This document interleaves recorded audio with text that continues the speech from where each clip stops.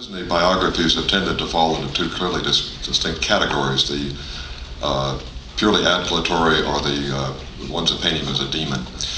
And in both kinds of books have left large parts of his life fallow for biographers. And that's one reason I decided to write this book, was I thought there were parts of his life that were of great interest to me. For example, his work as a live-action filmmaker, and why wasn't it better? What characteristics of his work as an animation filmmaker failed him when he was making live-action films, or most of his live-action films?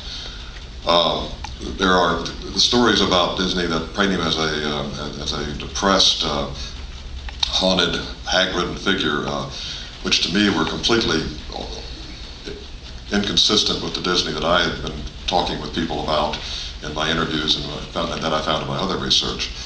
And the episodes in his life, like his relationship with his father, were painted as a terrible, traumatic episode. And I wanted to explore that further, and found, as I did, that this was not the case at all, that his relationship with his father was very good.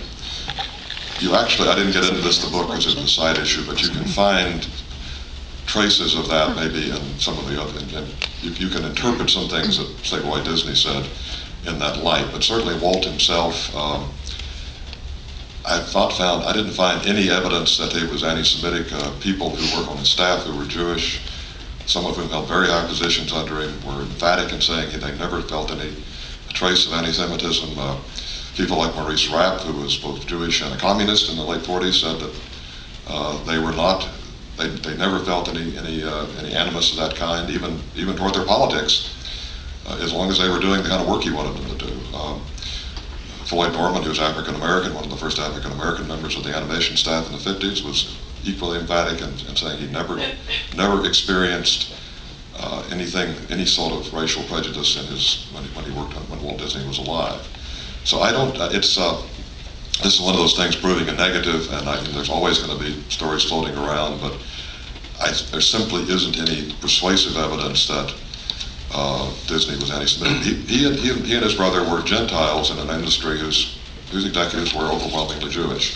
There's no denying that. I'm sure there was an awareness of that status on their part. But in terms of its having any effect on their dealings with other people, on their attitudes toward other people, on any